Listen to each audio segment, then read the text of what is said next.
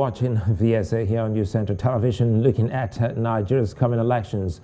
Now, the ruling party, that's the All Progressives Congress in Nigeria, has fixed February 26th for its convention amid calls for postponement. With internal wranglings in the party, analysts say it's an opportunity for the opposition to redirect its approach. Now, the zoning of the next president has also been an issue discussed within the membership of most Nigerian parties. There are talks of the presidency being zoned to the south in some quarters, while others have been mum about their choice. Many state governors are also seeking re-election in 2023, with many subtly declaring their ambitions.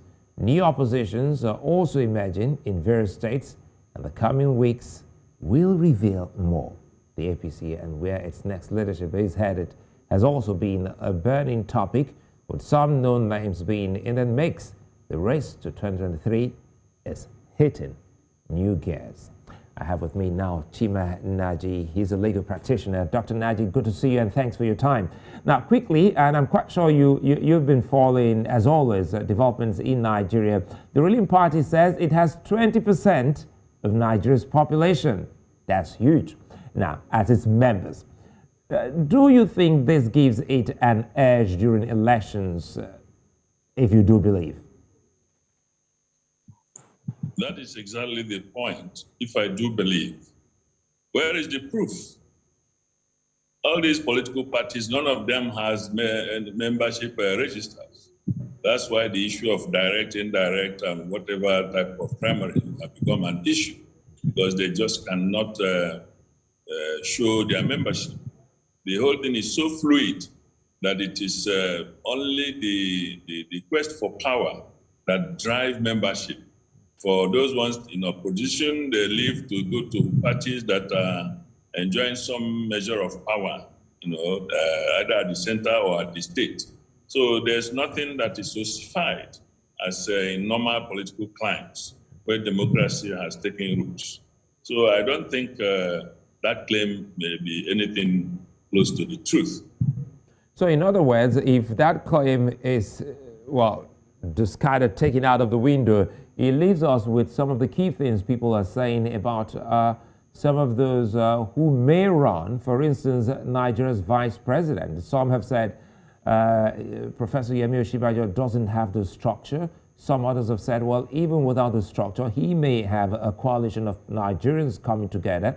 But let's talk about the subtle wranglings in the APC already. We've seen that release from Babafemi Ojudu, a senator who is a political aide of the vice president, categorically saying, I will not support the candidacy of Bola Tinubu, and more to come. So are we in for more bickerings in Nigeria's ruling party towards this election? Definitely, the climate is already being suffused with such wranglings. And ordinarily, politics is a conflict within consensus. But the Nigerian politics, because of the internecine warfare to grab power for whatever it is worth, because we know the perks that come with power. And Nigerian presidency is one of the most powerful in the world. So the fight for it is usually very internecine. It's like we go for the jugular. So we are going to see a lot of bickering. We're going to see a lot of wrangling. We're going to see a lot of shenanigans, intrigues, and so on and so forth. But at the end of the day, I don't think the politics of 2023 will be anything close to what we have been witnessing. It's going to be of a different dimension because a lot of factors have come in. There will be losers and some few winners. Some people who may have been thinking that they definitely will take the prize, maybe in for a big surprise. Now, we'll talk about some of the likely, surprises. But quickly here, help make sense of what some have started, talking about, and it has to do with the Electoral Amendment Bill which has just been represented to the president. And INEC saying that, well, they're also waiting in the wings for that to be duly done and dusted with. How will that help change some of the, outcome of the election, which you highlighted, saying that this will definitely be quite different from previous elections in Nigeria? Let me start by commending the chairman of INEC for coming weighing in very timely. That statement is very loaded, and it had to come at this time, given the ambivalence of some of these politicians that have sold their souls. The Nigerian people want something, they are looking the other way, and they pretend that we elected them. So many of them know that they have no electoral value. That's why they put some glitches here and there to make sure that the system remains what it was, especially at a time when Buhari is not going to feature. And the 2023 election is going to be a test of who are you. So nobody is going to ride on somebody's back anymore, because even some godfathers are throwing in the towel in the arena. So they will be contesting the stool with those whom they used to anoint before. So it's not going to be a straightforward thing. But definitely talking about the Electoral Act, we have been advocating for a depersonalized electoral process in this country, as you find it in other developed climes. When you have a depersonalized electoral process, electronic especially because of technology development these days, you do not have to know anybody, because they have always said that the ballot box is the most painless killer. The ballot box. You lick your wound. If you go there and you don't get it, you just go home. You don't fight anybody because there's nobody to fight. But down here, you carry gun, you carry sticks, all sorts of lethal objects to unleash pain and mayhem on the very people that are supposed to decide their fate. Then you snatch it by force. So if we have the electoral process right, by having a very depersonalized electoral act, the one that does not have one godfather in sight somewhere, that at the end of the day, he must bless a candidate before the candidate can pass through. The Electoral Act should empower INEC. INEC is already empowered under the Constitution, because the Constitution has given it that mandate. But because of human impediments, that if the INEC decides to assert itself constitutionally, then let it go and provide the fund for running the election by itself. So that is a very fundamental impediment. And for the chairman to make that statement, it's like a reminder to those people who are the players that if you don't play ball, then there will be no field open for anybody. So you better behave yourselves and put your house in order. And the way they quickly package the things probably have shown that the pressure of the Nigerian people may have yielded some results.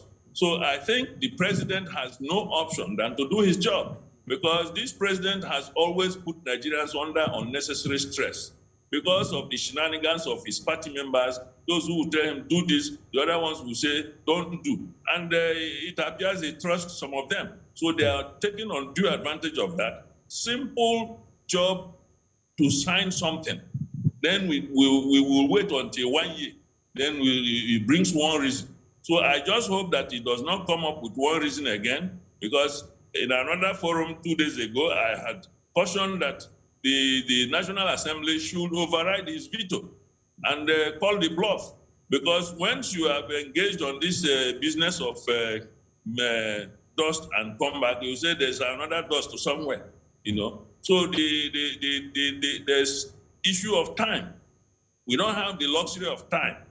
And all the processes that have been lined up for INEC to constitutionally, observe are time-bound. They are time-related. And if there is any attempt at this second time to delay the signing of the electoral bill into act, then there's going to be more crisis. So I think it is very important that we have this act early enough. The latest by next week, it should be law, so that the INEC people should be in a position to grapple with the challenges ahead effectively. Well, no doubt, INEC needs, that time to work towards this election, and very quickly so, as highlighted by you. You've also highlighted something here about reminding Nigerians that the president will not be on the ballot. Now, let's quickly look at some of the names that have made, that trip to the president who will not be on the ballot. And, Bola Tinubu, Orji Uzor Kalu, Ayim Pius, Nigeria's former Senate president, have made the rounds. Does it bother you that the Nigerian political space still has the old order as favorites? Certainly, Sulaiman. It's very unfortunate that when you have a grandfather struggling with his grandson for a plate of eba, it is very worrying. When he himself, all his life, he has been eating rice, beans, eba, and all that, why don't you give the opportunity for the grandson to grow? Yeah, you're struggling for everything. The world should not center around one or two persons. And you see, some of those names, it is the demonstration or signification of the greed of man, the insatiety of man's desire. But I can tell you, they will meet surprises, because Nigerians have seen that some of them are part of our problem, and there is no way they can be part of the solution, because they are problem on their own, personified. So I think the better thing is let them come, because if you advise them not to come, you become an enemy, as you're already seeing that some people say, I am not supporting it, and some groups come after them. Why? You don't. It's a free world. If I don't want to support you, I have the liberty to say so or act that same way. I don't have to. And everybody has one reason or the other so to say, and so to do, and so to act. So I think anybody can come out, because let me tell you, the presidency of this country has been terribly devalued. It's so devalued that even a goat, if it were to be walking on two legs, can decide to offer itself for the ticket.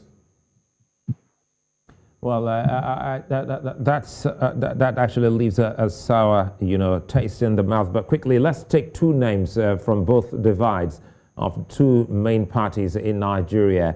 And I want you to let us in on what their ambitions will mean to Nigerians. First, Bola Tinubu and Atiku Abubakar. Let me be honest to you, Sulaiman. In I think 2015 or thereabout, when Bola Tinubu, maybe way back, I think, when Bola Tinubu was angling to contest to be vice presidential candidate to Buhari, I believe in maybe 2015 or thereabout, I was on TVC, and I cautioned him that a kingmaker should not just to enter the arena to contest the stool.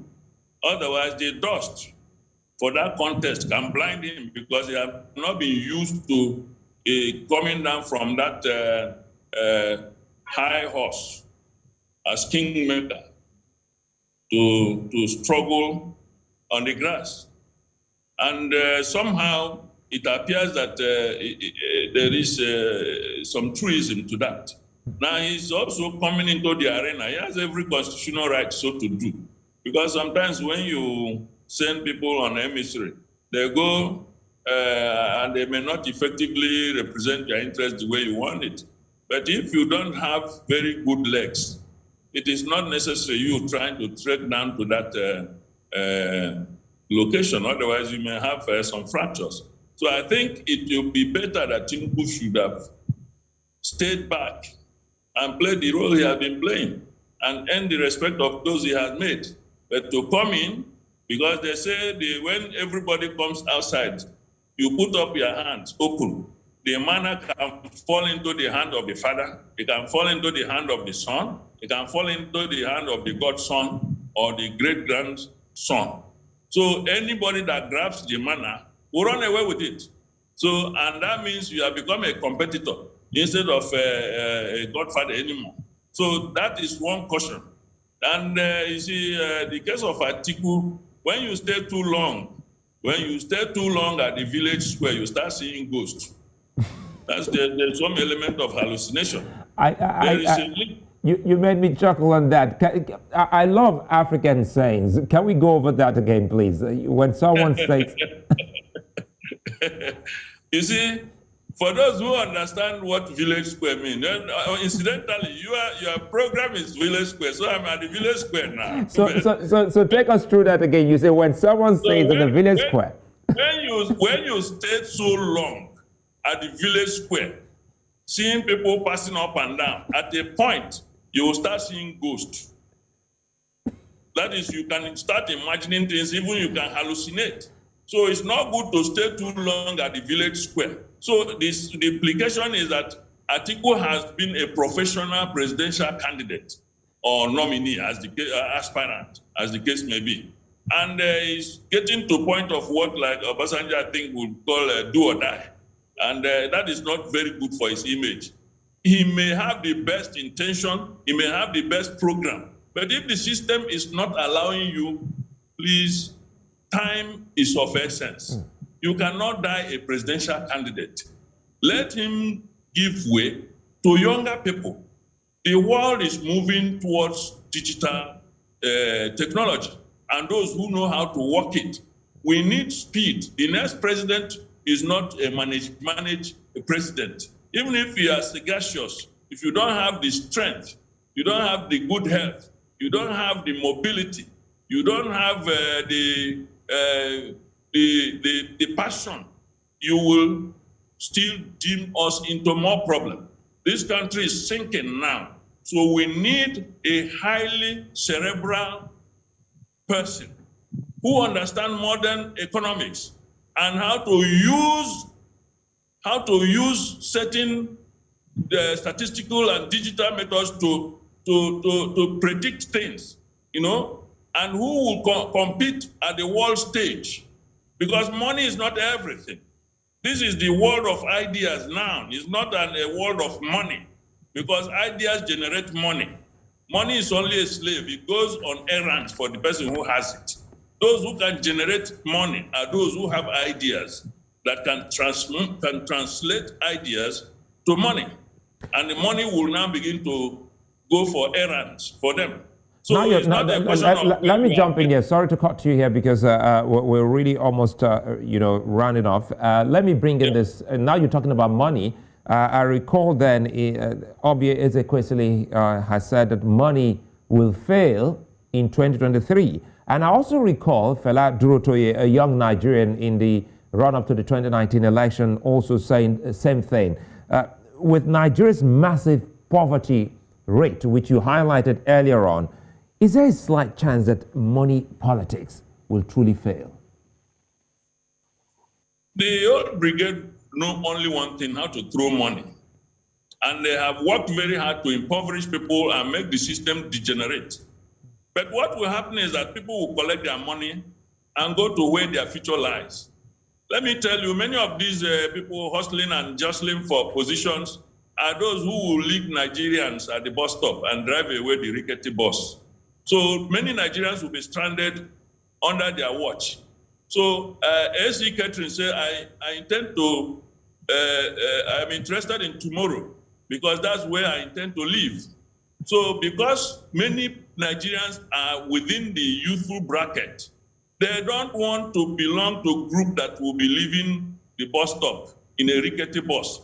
They want to see Nigeria that will blossom, provide hope for them and their own children. You cannot remain a boy at 45. A graduate is not able to find his level. It's not good because the old ones have occupied space and refuse to leave. So I think 2023 is a protest electoral process, protest electoral process that will discipline those who have been inflicting pains on the majority of Nigerians. So that is the point we are making. Let's close on this. Again, apologies. Let's close on this.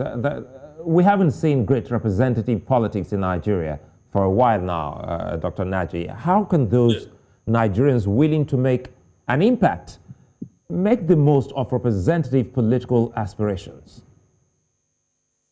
Sulaiman, by the time this law, this electoral bill becomes law, so many things will fall into place.